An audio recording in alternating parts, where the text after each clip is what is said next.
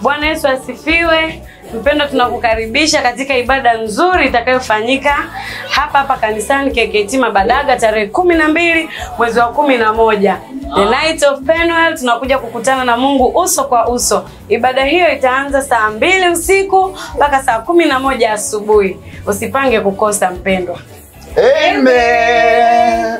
Sisi tutakuwepo. Wewe je?